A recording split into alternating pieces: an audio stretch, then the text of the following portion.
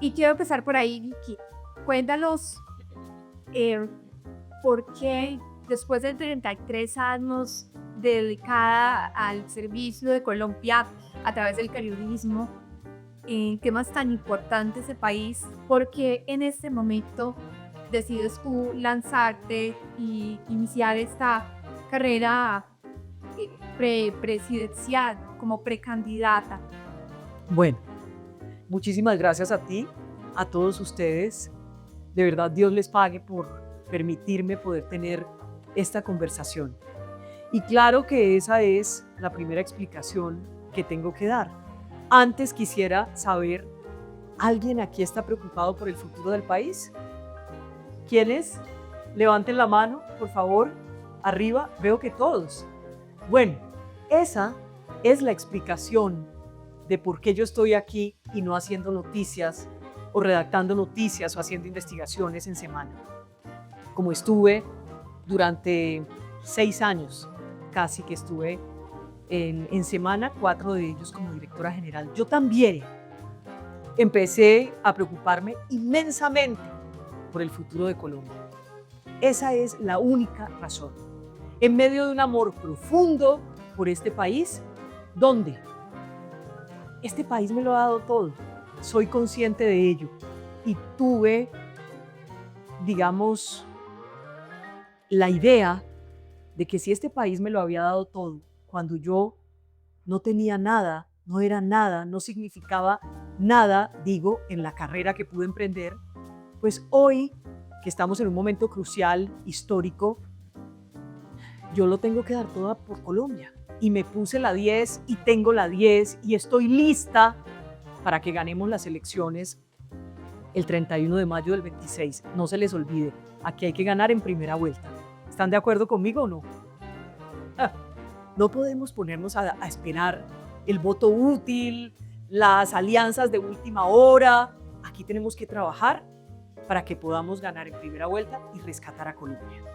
Y ese es mi empeño, no con un propósito personal, una obsesión personal de poder y demás, o una medalla que yo quiera colgarme. No, absolutamente no, sino un propósito general.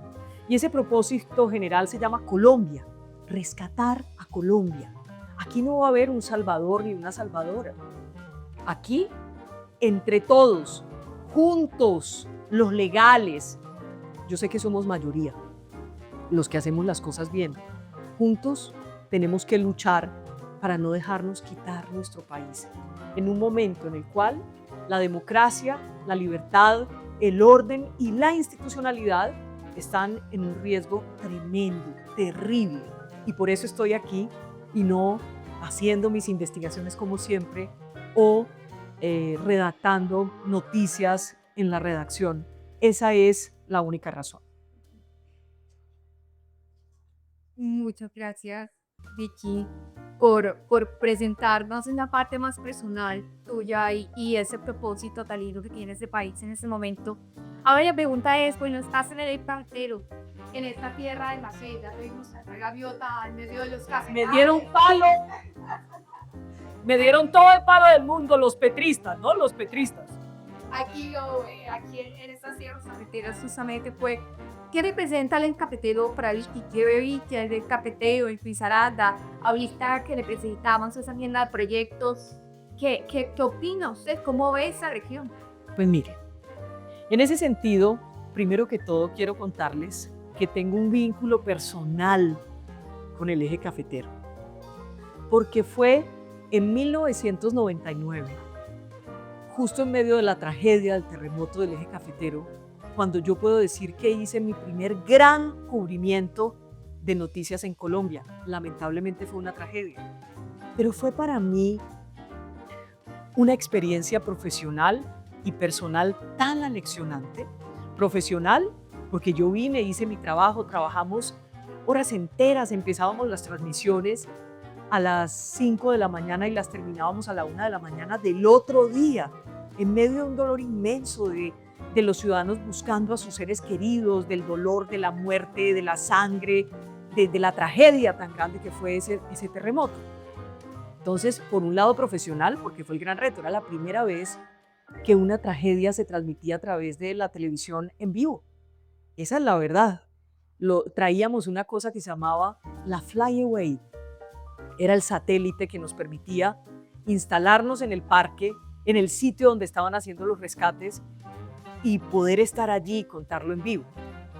Yo hice ese cubrimiento como un cubrimiento en el cual empeñé todo mi corazón. Ahí está la experiencia personal y tengo un gran amor por esta gente y por esta tierra, porque recuerdo que mientras yo aparecía horas de horas, días de días con la misma camisita azul, reportando desde el terremoto y las zonas de desastre, los ciudadanos en Pereira, en Armenia, yo llegué primero a Pereira, me llevaban agua, almuerzo, comida, mejor dicho, yo salí de aquí gorda, porque durante toda esa semana eran tan lindos y tan solidarios que para mí fue una gran lección.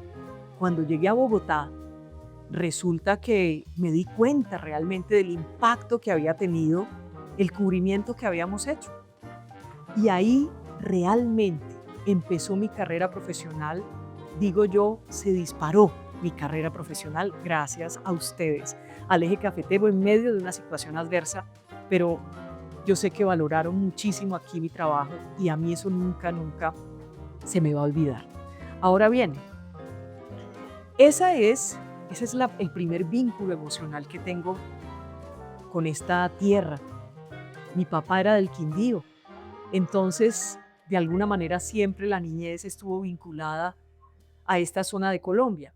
Y cuando veo los proyectos y cuando tengo la oportunidad de estar aquí, de conversar con los empresarios, con los jóvenes, pues lo único que puedo sentir es una gran esperanza.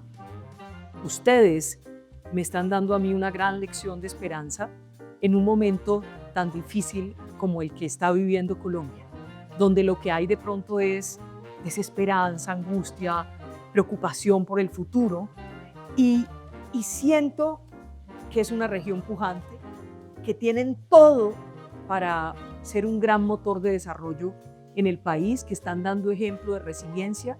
Eso es verdad, que hay un gran motor de la industria del comercio, del café, del turismo, que son una berraquera. ¿Qué más les puedo decir? Que cuenten conmigo, que aquí estoy, que nunca, si ganamos las elecciones, si podemos ser gobierno con este movimiento de valientes, nunca los voy a dejar solos. Muchas gracias. Bueno, ahora ahondando y entrando un poco más en materia de macroeconómica. Materia de crecimiento de la economía como país, vimos como después de pandemia que hubo crecimientos de 10, Claro. de 7.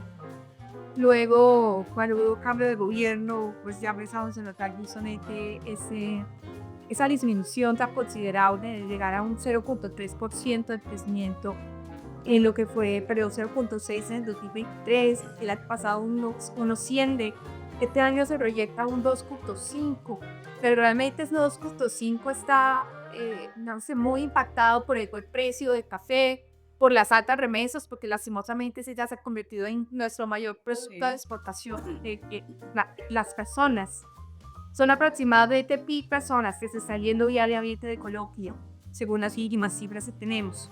Por eso las altas cifras de remesas. Entonces, ese crecimiento que vemos es, sin lugar a dudas, insuficiente para lo que podríamos estar pidiendo como país.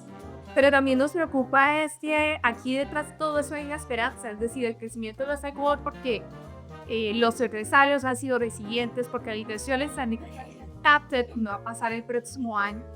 Y dependiendo de eso, pues vamos a tener otros resultados como país, que es lo que queremos todos. Entonces, Vicky, siendo usted presidenta de este país, ¿cuáles son sus propuestas para generar justamente ese crecimiento y acompañar esa industria de empresarios, de comerciantes, que tanto está visto golpeada por la realidad de hoy de Colombia? Bueno, entonces un ejercicio rápido. Primero está la seguridad o la economía. ¿Quiénes creen que la seguridad? Levanten la mano. Bajen la mano. ¿Quiénes creen que primero está la economía? Tú. Bueno, empiezo por ahí para decirles que creo que ni la seguridad ni la economía pueden ir separados. Tienen que ir de la mano. Vamos a recuperar la seguridad, vamos paralelamente a recuperar la economía. Ya tendremos seguramente la oportunidad de hablar de cómo vamos a recuperar la seguridad, pero hablemos de la economía. Tenemos unas alarmas encendidas y esas alarmas encendidas son un déficit que nos dicen los expertos, cuyas proyecciones son que vamos a llegar probablemente al 7.8%, grave, muy grave, con un gasto público desbordado, donde todos los expertos y las recomendaciones de la banca multilateral nos están diciendo recorte, recorte, pero no van a recortar. No quieren recortar porque están en época electoral y necesitan gastar mucha plata. ¿Qué vamos a hacer? Con ese sentido común y atendiendo a los técnicos, recortar. Vamos a recortar el gasto público. Lo vamos a hacer de la mano del Congreso de la República, no de una manera arbitraria, sino de una manera responsable. Vamos a bajar la deuda. ¿Cómo bajamos la deuda? Pues si recortamos el gasto, si no despilfarramos, el despilfarro es terrible. Tenemos por sacar, el otro día sacamos unas cifras, 23.000 millones de pesos se han gastado solo en las casas privadas del presidente y la vicepresidenta. Eso no puede seguir pasando en Colombia, donde se gastan en mercado miles de millones de pesos. ¿Ustedes saben cuánto costó el mercado de la casa privada del presidente en el mes de febrero? Un precio. ¿Quién se atreve? ¿Una cifra?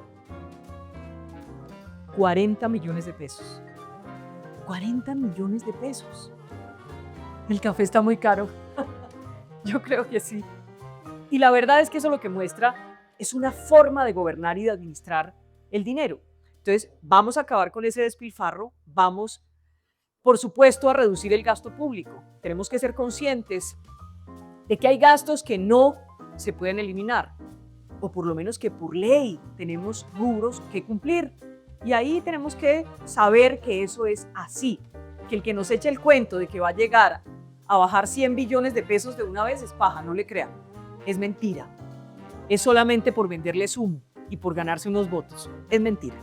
Pero sí podemos bajar en burocracia, en despilfarro, en todos esos gastos suntuarios que tienen en esta administración y que también ha habido en otros gobiernos, para ser honestos.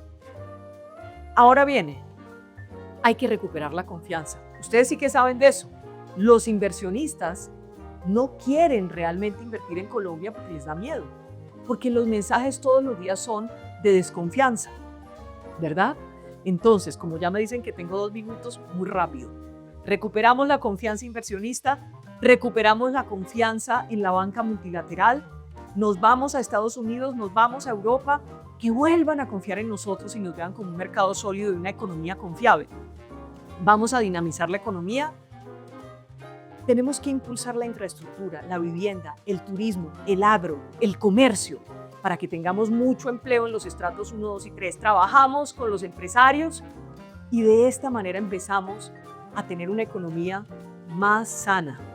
No me gusta el Estado zángano, hay que ayudar a unos sectores a través de subsidios, como las personas más desvalidas que realmente estén abandonadas, los adultos mayores, pero el que esté en capacidad de trabajar, hay que ponerlo a trabajar, hay que ponerlo a estudiar, que los muchachos tengan estudio, que tengan preparación y que por supuesto tengan ese primer empleo, que tengan la posibilidad de que la banca confíe en ellos, así no tengan un historial crediticio y puedan tener un crédito para hacer un emprendimiento o puedan tener su primer crédito para empezar a pagar una casa. Muchos créditos, muchas becas para los pelados y así estoy segura de que vamos a empezar a dinamizar la economía y a tener una economía más sana, porque lo que está pasando hoy es funesto. ¿Me comí los 2 minutos? No, le faltaron 30 segundos. Bueno. Muy bien, muchas gracias. Bueno, y usted estaba hablando de trabajo. De hecho, veo aquí la presencia de una exministra de Trabajo. Cuéntenos, Vicky, ¿qué piensa usted de esa reforma laboral que recién se aprobó? Justamente la comunidad premiada y empresarial estuvo siempre manifestando pues, que esta reforma no se ocupaba de generar empleo ni de disminuir la informalidad. Se ocupaba era de pues, la población empleada generando unas condiciones pues, que el país no estaba todavía listo para implementar. Es una reforma laboral que, si bien pues ha sido aprobada, se corre con el riesgo de generar después el efecto contrario, ¿no? Mayor desempleo, mayor informalidad en un país donde la informalidad es alta. Pero adicional tenemos una cuestión con los aprendices, etcétera, que también preocupa mucho, ¿no? Cómo se desincentiva también esta parte. Entonces, cuéntenos usted, ¿llegaría a ser una contrarreforma? ¿Usted qué propondría en materia laboral justamente para generar condiciones y generar, pues, digamos que más incentivos al empleo, que es lo que no encontramos acá en esta reforma recién aprobada? A mí no me gusta que las reformas en el Estado se hagan desde la lucha de clases o desde el odio. Y yo creo que esta reforma laboral se hizo mucho desde esos sentimientos. Yo he sido trabajadora toda la vida y entonces mal haría yo en decirles, a mí no me gustan los beneficios para los trabajadores. Pues claro que me gustan, claro que me gustan. Por eso no me gustaba la consulta populista, porque cuando usted le pregunta a un trabajador, ¿usted quiere que le paguen el recargo a las 6 o a las 10 de la noche? Pues usted prefiere que sea a las 6, ¿verdad? Entonces no hay manera de estar en desacuerdo con los beneficios. Pero también como trabajadora aprendí a querer mi empresa donde trabajaba, la empresa que me dio la oportunidad, y nunca quería que mi empresa donde yo trabajaba pues se fuera a quebrar, y mucho menos que tuviera que haber recortes, que creo que en este gobierno hemos tenido en las empresas, y ustedes que son empresarios, gremios, saben que ya ha habido recortes. Los retos de la economía han obligado a que haya recortes en las empresas. Y el Banco de la República nos advirtió que se pueden perder casi 500.000 empleos con esta reforma, que quedó con algunas cositas que no pasaron, pero que el grueso de la reforma pasó, lo que tú mencionabas en torno a los aprendices del SENA y demás. Entonces, hoy los empresarios tienen unas preocupaciones, ¿verdad?, con la reforma laboral. Estoy segura de que van a trabajar para que tenga el menor impacto posible. Pero si tenemos una economía débil y unas obligaciones más grandes, estamos fregados. Así que cuando lleguemos al gobierno, repito, ganando primero las elecciones, vamos a tener que sentarnos con los empresarios y escuchar también sus dolores, porque esta fue una reforma que no pensó en los informales. Más de 13 millones de informales, más del 57%. Ahí era donde había que dar una solución, que tuvieran una ARL, que estuvieran con una seguridad social, pero no pensaron en eso, que pudieran tener una pensión, que tuvieran una atención en salud. No pensaron en eso porque eso no daba los réditos de esa lucha de clases que ha caracterizado a quienes nos gobiernan. Hay que atender a los muchachos, 27% de jóvenes que ni estudian ni trabajan. A mí me duele cuando los llaman los ninis, porque estoy convencida de que muchos muchachos no es porque no quieran, sino porque no han tenido ni una sola oportunidad. Entonces, tienen que estar convencidos de que lo que tenemos que lograr es, con unas mayorías, ganar las elecciones. Y ahí muchas cosas empiezan a mejorar. Si hay que hacer contrarreformas, las vamos a hacer. Hay que hacer una reforma a la salud. Eso es urgente, urgente, para rescatar el sistema. Y podemos pensar en 1000 reformas, pero lo primero que tenemos que hacer es ganar las elecciones y ser solidarios, entendiendo que un país, una economía de un país, no va a ser floreciente si no es de la mano de los empresarios y de la mano del sector privado, para que el sector público pueda dedicarse a atender lo que tiene que atender, unos retos inmensos en atención de la pobreza, vivienda, educación, emprendimiento, ¿verdad? Y mientras tanto, la empresa privada, si trabajamos juntos, si hacemos una gran bolsa de empleo nacional, si pensamos que tenemos que dar la discusión de cómo hacemos para bajar las cargas a los empresarios y a los trabajadores formales, ahí es donde vamos a trabajar juntos con metas comprobables, con controles y con incentivos. Y estoy segura de que vamos a trabajar bien y vamos a lograr que Colombia salga adelante.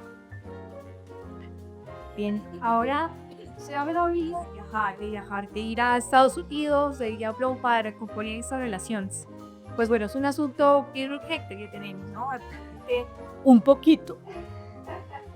De hecho, vimos de esta manera que es un pronunciamiento al respecto, pero regamituvimos un poco, pues con esa acta del nuevo gobierno Trump, después visito al gobierno Trump 1, pues nunca vamos a olvidar ese domingo con ese tweet y cómo nos puso a correr a todos como París, eh, cómo entramos en una crisis de una forma tan fácil, ¿no? Tan rápida, cómo justamente se vio pues muy delicada la situación para nuestra industria, sobre todo la exportadora y la importadora.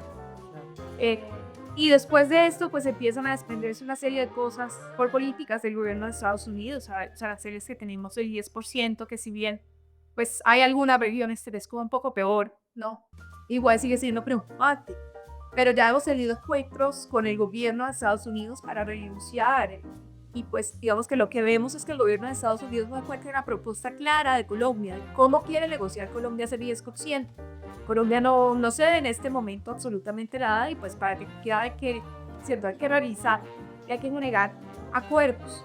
Pero también tuvimos una visita de este gobierno en mayo a China, se firmó un acuerdo de cooperación y eso de cierta manera pues no es bien visto, no es bien recibido y de cierta manera hay muchos sectores que lo sienten como una bulla, ¿no? Como una provocación. Y ya para terminar, pues tenemos la crisis actual donde el gobierno dice que está altamente preocupado entre los Estados Unidos por la situación actual de las relaciones diplomáticas con Colombia. El presidente Trump llama a consulta a su embajador y entonces este presidente de nuevo pues responde de una forma pues muy, ¿qué le digo yo? Sorprendente, aunque ya poco a poco deja de sorprendernos.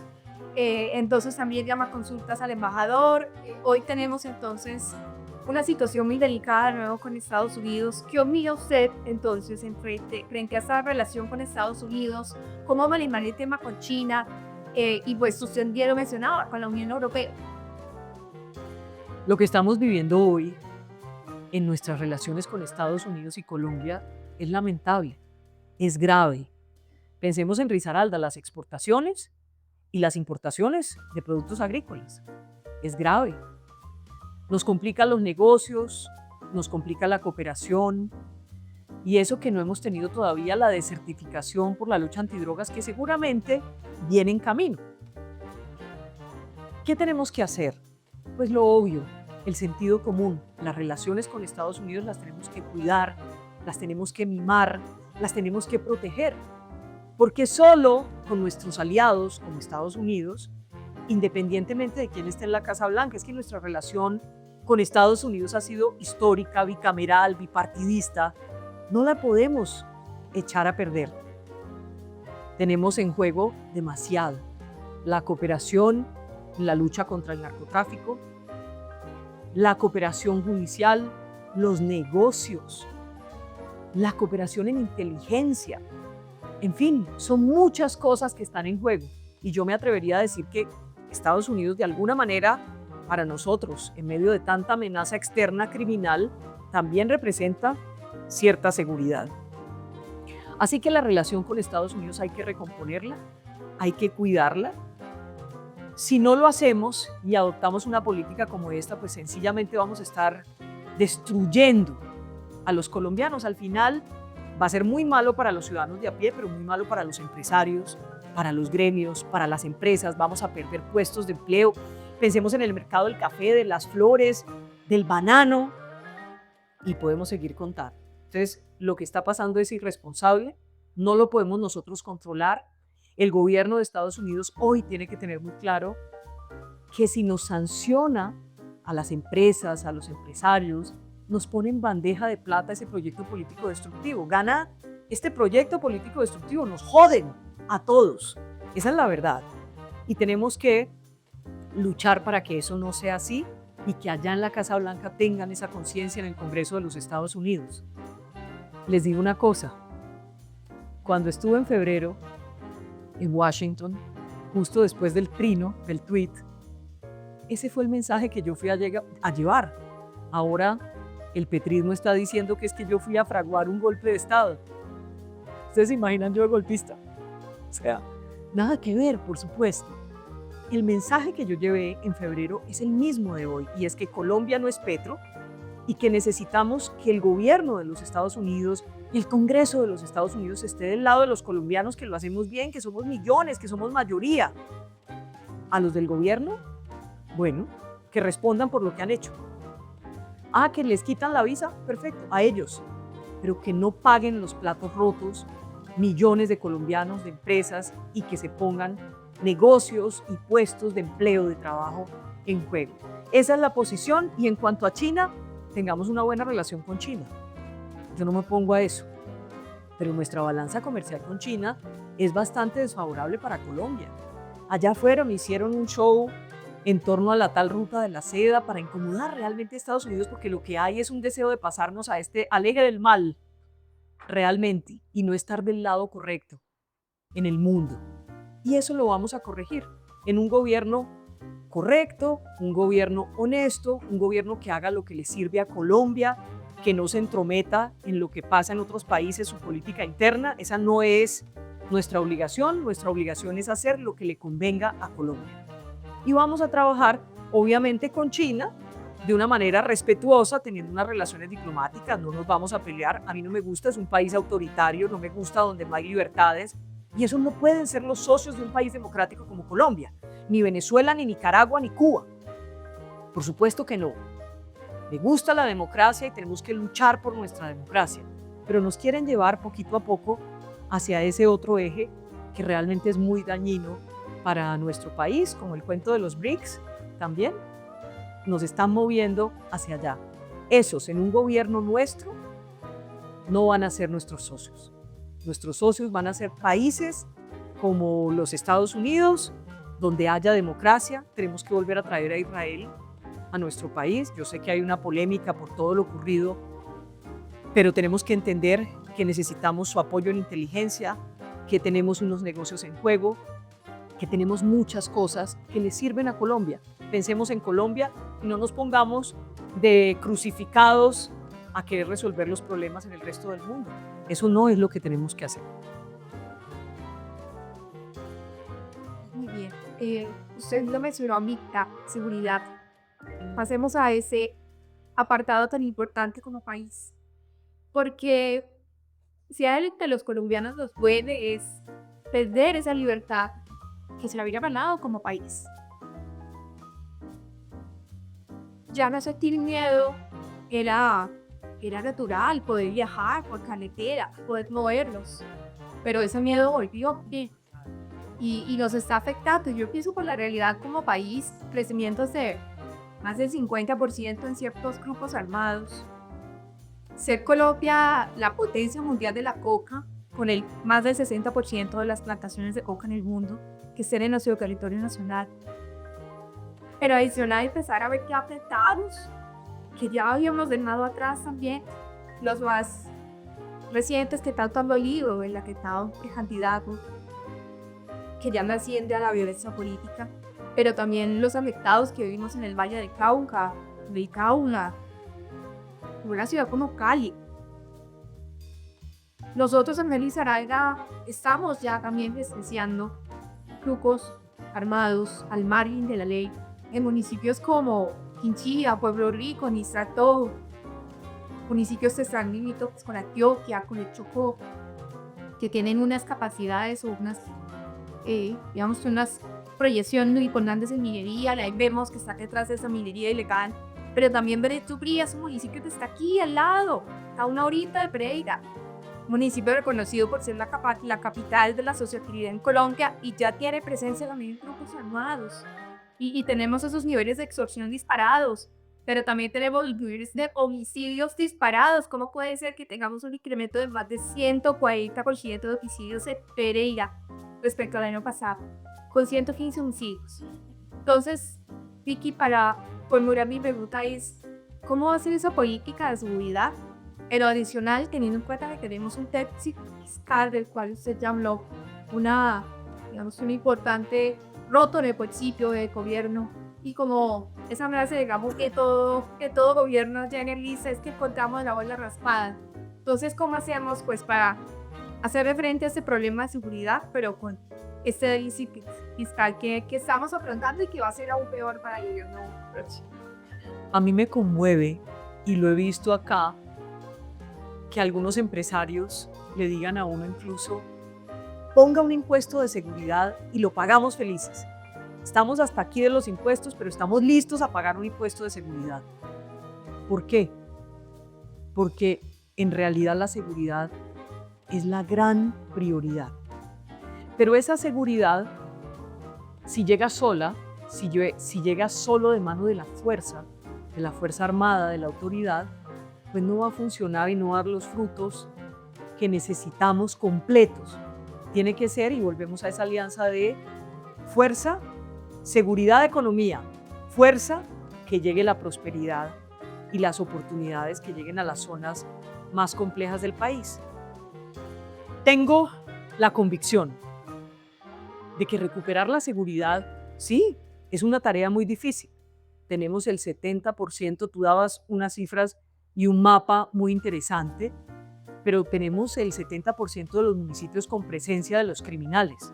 Esa es una cifra muy grave, esa es una cifra muy complicada y es posible que el 7 de agosto del 26 sea todavía peor. Pero si enfrentamos el crimen con determinación, con firmeza, si hacemos lo que toca, si recuperamos la autoridad, si recuperamos la fuerza legítima del Estado, lo vamos a lograr. Muy rápido, acabamos con los procesos de paz, de la paz total, nos vamos de frente a combatir el crimen, recuperamos la fuerza pública, la moral, las condiciones de la tropa, que tengan condiciones que les permitan ir con toda, condiciones jurídicas, no los podemos abandonar en el camino. Si ese policía, si ese militar actúa, tiene que responder ante las autoridades. Pero si no actúa también, tenemos que darles unas garantías que permitan que esa fuerza pública pueda estar empoderada. Y claro, hay algo que es clave en todo esto. La guerra cambió. ¿Ustedes se acuerdan cómo era la guerra en el 2002, por ejemplo? Que había los campamentos en las faldas de las montañas y llegaba el avión fantasma y ¡pum! Y se acabó. Ya no. Es diferente. Están en los pueblos, tienen familia, tienen niños que van al colegio, tienen una tienda, tienen el consultorio del pueblo. Cambió y por eso aquí es fundamental recuperar el aparato de inteligencia. Esta guerra que estamos librando hoy contra la criminalidad, donde no hay un Estado de frente librando esa batalla, la vamos a ganar si tenemos un gran aparato de inteligencia. Si no, no lo vamos a ganar, porque ya no es ese cuerpo a cuerpo solamente. Ahora necesitamos saber dónde están, quiénes son, cómo mueven la plata. Oigan bien, ¿cómo mueven la plata? ¿Quiénes les lavan la plata?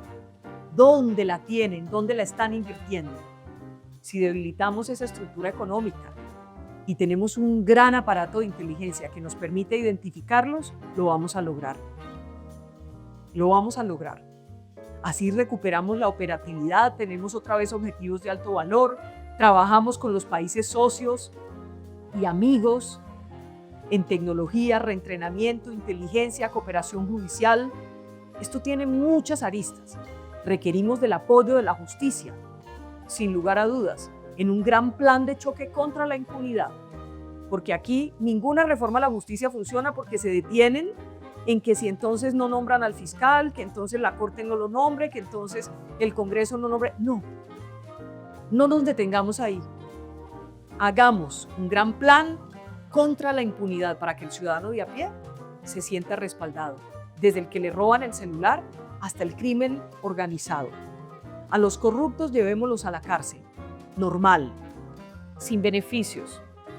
Quitémosles los bienes y que esos bienes vayan a donde están los más pobres, las necesidades de los más pobres, vivienda, educación, emprendimiento, salud, mercado. Pero luchemos contra esos corruptos que nos tienen desangrados. Si se siguen robando la plata, no va a haber poder humano para que alcance. Estamos proponiendo un bloque de búsqueda anticorrupción. Vamos prácticamente a la casa de los corruptos, a cazarlos, porque no podemos seguir permitiendo que los corruptos tengamos que decirles, doctor, tienen cargos buenísimos, tienen cada vez más poder y sabemos quiénes son y ahí están. Entonces, esto incluye muchas aristas y estoy convencida de que vamos a poder recuperar la seguridad. Necesitamos colaboración ciudadana. A mí me gusta mucho el tema de las recompensas, donde no haya dudas, donde no haya corrupción, pero que al ciudadano que hace las cosas bien, que avisa, que alerta, que entrega información, que entrega al bandido, que entrega cómo se mueve la plata, tenga una recompensa por parte del Estado. Pero que no exista el más mínimo manto de duda sobre lo que eso significa.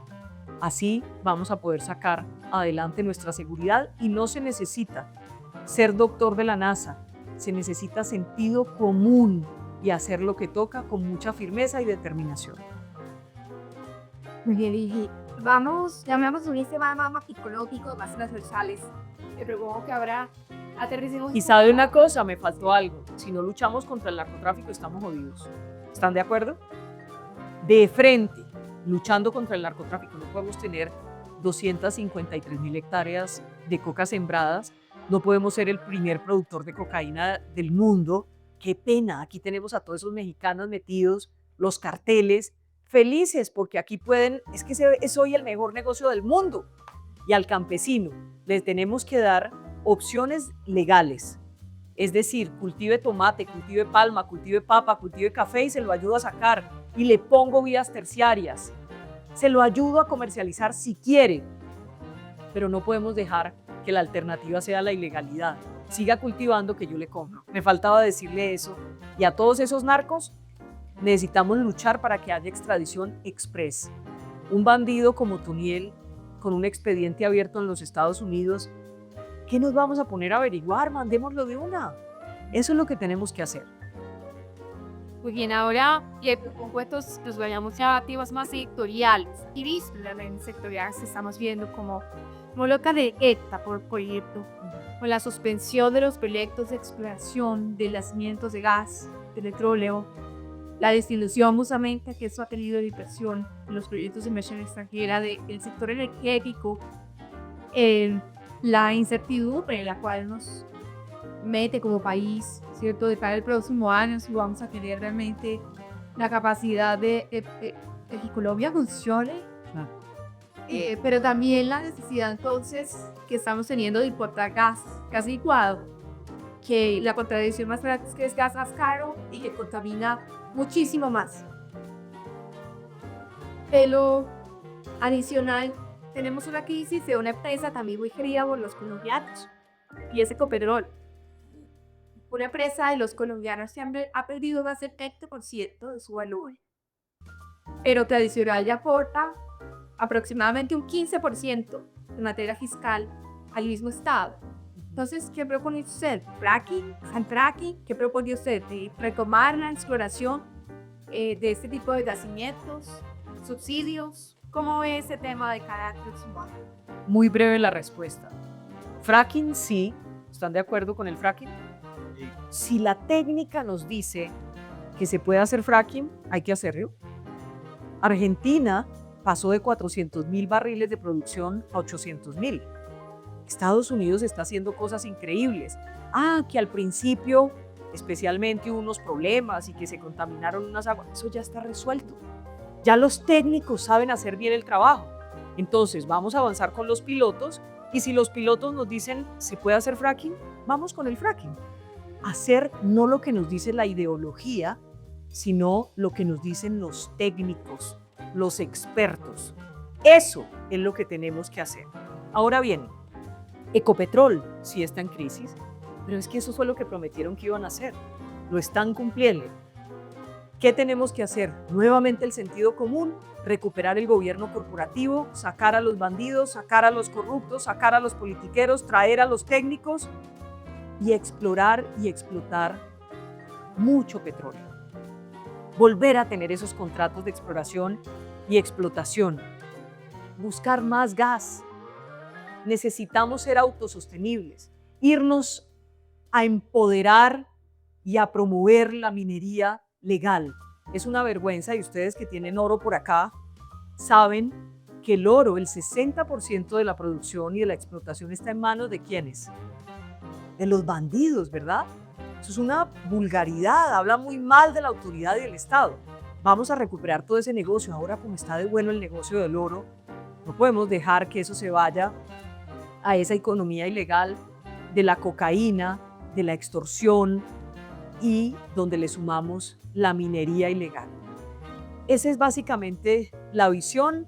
Me parece que tenemos que quitar la ideología, porque esto va muy ligado a las consultas previas, a la ANLA, a la ANI, todo esto. Trabajemos de manera seria, sin ideologizar las posiciones para las decisiones que necesita tener el Estado para progresar. Y lo hacemos de manera técnica. No es que yo tenga la razón, no es que tú tengas la razón. Tiene la razón el técnico.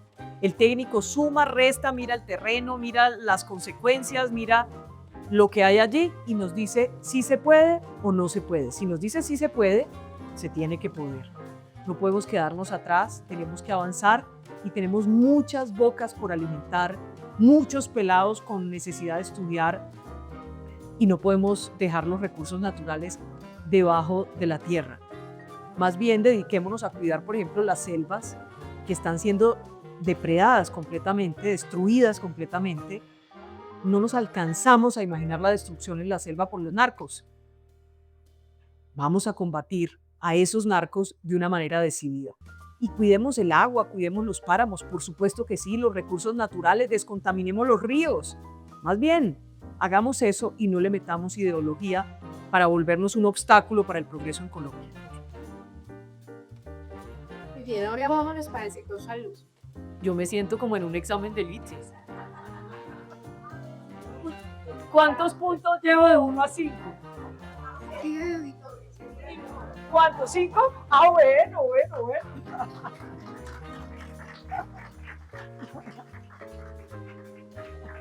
Pero está chévere el examen, es como el... No, está chévere. Esas las estudié. Ya acabamos, lo prometo, solo quedan 2. Perfecto. Con el sector salud, también algo que nos preocupa y que duele como país. Nos duele porque aquí en Risaralda lo hemos vivido. Hemos visto cómo, justamente, bueno, y aprovecho para hacer la cuña porque tu coordinadora aquí en Risaralda es una embajadora del sector, una médica. Y te voy a dar un dato. Tengo marido médico. Ah, también. Sí. Entonces, nos ha dolido mucho ver a nuestra gente haciendo filas interminables para que finalmente no tengan una respuesta, no tengan acceso a su medicamento. Muchos casos hemos visto como países en los cuales pues la gente ha muerto, ¿verdad? Porque no ha podido encontrar su medicamento. Mujeres jóvenes que han muerto y hemos visto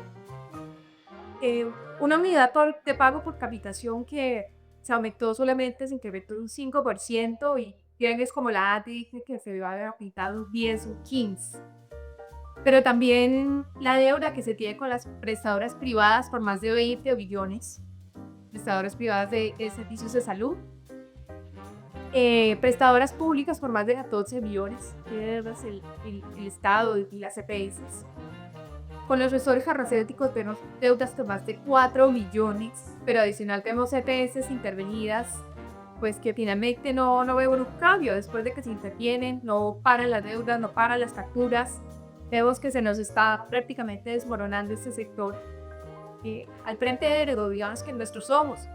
¿Qué piensa usted al respecto? ¿Cuál es la estrategia para recuperar la salud de Colombia? Creo que es muy sencillo. Teníamos un sistema de salud que funcionaba bastante bien, con unos problemas que había que resolver, con corrupción también. Esa es una realidad. En eso el diagnóstico incluso de este gobierno tiene cosas que son reales.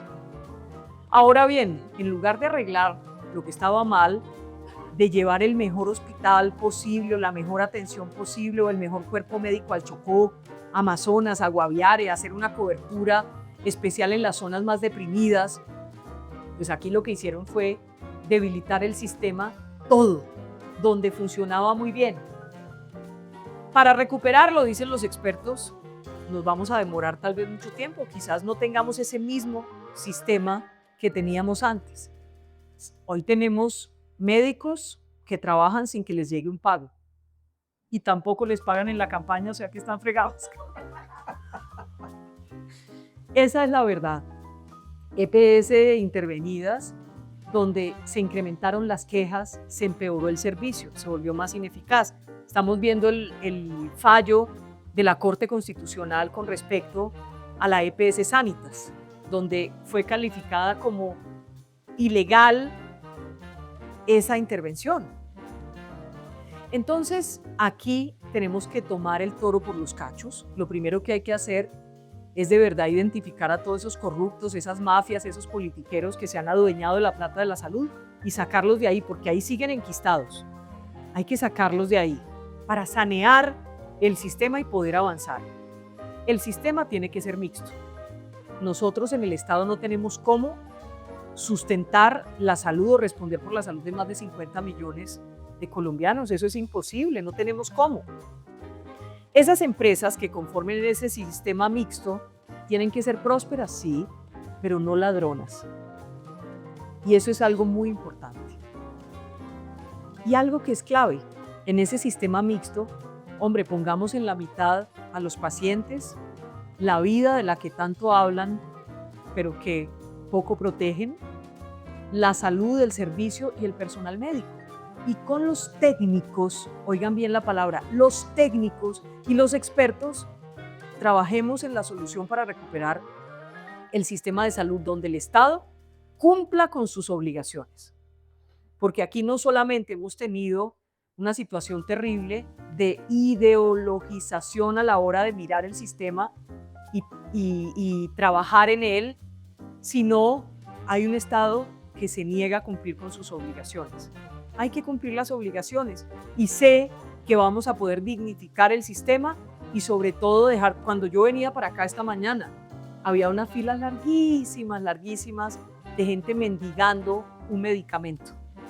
Y he estado en esas filas, hablando con la gente y es triste oír las historias de cómo hoy está completamente precarizado el servicio y muchos pacientes en Colombia están en riesgo de muerte.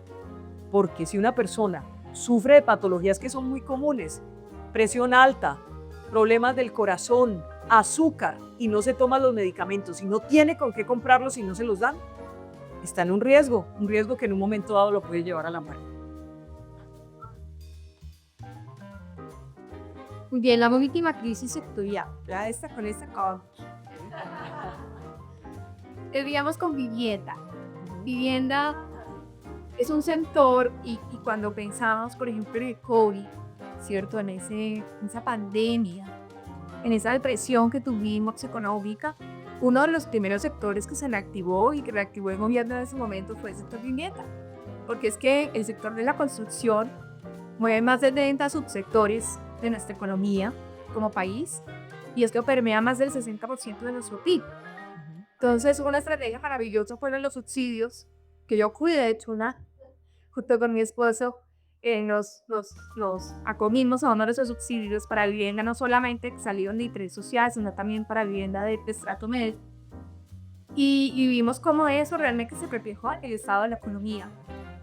Hay muchos colombianos que han sido beneficiarios de este tipo de subsidios, sobre todo BIS, pero hoy Camacol justamente nos entrega una noticia muy BIS, y es que tenemos ya 33.000 desistimientos de viviendas, de los cuales más de 70% viven en interés social, es decir, gente pues que realmente necesita el subsidio.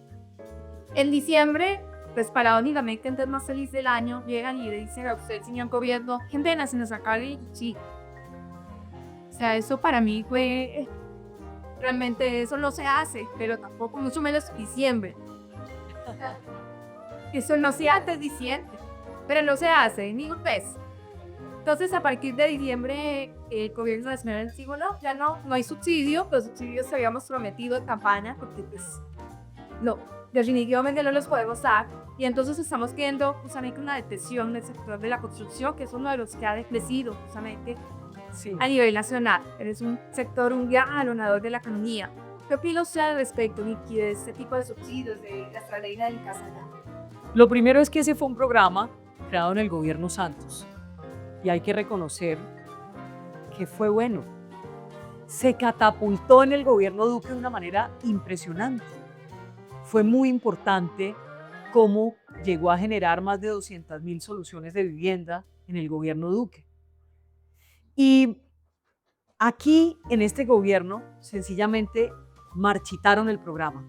Y yo digo que se trató de una traición. Eso que tú dices, eso no se hace en diciembre, eso no se le hace, eso no lo puede hacer un Estado con un ciudadano que ha confiado, por supuesto, en esa ayuda o en esa oportunidad que se le abre desde el Estado. Aquí lo hicieron con Mi Casa Ya, pero también lo hicieron con el ICETEX. El ICETEX también lo destrozaron, pero vaya y mire cuánta plata han entregado, cuánta plata alcanzaron a entregar en el Catatumbo, así, sin ninguna dirección ni objetivo. Y eso no puede funcionar así en un país como Colombia. Entonces, soy consciente de que el sector de la vivienda es uno de los grandes motores y dinamizadores de la economía. Vamos a impulsar programas como Mi Casa Ya, pero también vamos a luchar y a trabajar con la banca para que, por ejemplo, los muchachos tengan esa oportunidad de tener muy jóvenes esa primera casa con créditos a muy largo plazo, así no tengan un historial crediticio. Les voy a decir una cosa, yo tengo 4 hermanos, somos 5, yo soy la mayor y de los 5 solo 2 tenemos casa, los otros no han podido, no han tenido la oportunidad, yo no les he podido ayudar más, les pude ayudar con la universidad, por ejemplo, pero no pude darle a cada uno para que tuviera una casa. Hasta ahora, de los 5, hay 3 que todavía andan en Transmilenio, que todavía no tienen casa, y eso es muy diciente, porque mi familia es una familia común y corriente. Común y corriente. Una ama de casa que es la mamá, en un barrio de clase media, tradicional en Bogotá, y donde todavía tener casa para varios miembros de la familia es un sueño, ¿verdad? Tenemos que lograr que en Colombia tener vivienda se vuelva una realidad. Y si nosotros tenemos voluntad política, lo podemos lograr. ¿Cuántas constructoras se han quebrado? Porque también a esos los traicionaron. Les quedaron mal. Hay un montón de inventario. Un montón. Pero eso también es bueno a la hora de pensar en dinamizar, porque vamos a tener disponibilidad muy, muy rápida. Si hay voluntad política, si trabajamos con los empresarios de la construcción, yo no me quedaría solo en la vivienda, sino también en todo el tema de infraestructura. Necesitamos hacer vías, necesitamos hacer obras públicas y allí vamos a tener mucho empleo para los estratos 1, 2 y 3. Por eso es torpe la estrategia que ha utilizado este gobierno. Esta noche voy a soñar con ese 2. Y por esta razón, créanme que tengo muy interiorizado que es necesario y vamos más allá, el tema de las mejoras. Cuando yo empecé a conocer el sector de la vivienda más profundamente, si hay algo que puede llegar incluso a ser peor que no tener una vivienda propia, es tener que dormir en la tierra, no tener inodoro, tener una letrina, no tener puertas, dormir todos en el mismo cuarto. Eso es muy berraco. Entonces hay que trabajar y eso es algo que no es tan caro. Para un Estado se le puede mejorar la condición de vida a muchos colombianos haciendo las mejoras en los hogares. Vamos a trabajar en todo eso y todas las ideas que ustedes tengan, por favor compártanme las que las necesiten. Y muchas gracias por el no al final de ese conversatorio. Te había dicho que era la última. Sí. Yo ya me quiero despedir para decirle que nos desee mensaje final con el que quiera que la comunidad empresarial gremial de este departamento se quede de parte de Vichy. Pero no sin antes decirle, tenemos 70 precandidatos, un poco más. Entonces, un poco, ¿cómo se va viendo esto? ¿Cómo lo peleta usted? Hay consultas en marzo, tenemos hasta el 8 de diciembre para los que quieran inscribir a estas consultas. Entonces sí es importante revisar porque, pues, como iniciamos este conversatorio, queremos que Colombia tome la mejor decisión. Como lo dice usted, mejor si esa decisión se toma completica en la primera vuelta. Pero uno ve 80 precandidatos y, pues, la situación es un poco de incertidumbre. ¿Qué opina usted al respecto? ¿Con quiénes nos entonces esta tarde? Bueno, pensar que hay 70 precandidatos lo pone a pensar a uno. Porque esto como está de jodido y todo el mundo quiere ser presidente. Eso me llama muchísimo la atención, pero más allá de la broma, creo que eso se va a decantar solo, que poco a poco vamos a ir llegando a esa unidad después de lo que pasó con Miguel, que no quiero pasar por encima de eso. Quiero decirles que siento que la campaña, no solo la campaña cambió, el país ese día también cambió. Y el mandato en el electorado, en los ciudadanos comunes y corrientes también cambió. Y el mandato es de unión, es de unidad. El mandato es, estamos en pie, unas mayorías, y queremos que nuestros líderes luchen para rescatar a Colombia y para sacarla adelante. El clamor es ese. Ese fue el que yo entendí el día de la Marcha del Silencio, cuando recorrimos hasta la Plaza de Bolívar y en cada esquina, en cada lugar, lo que te decían era: únanse, únanse, únanse. Nos tenemos que unir los buenos,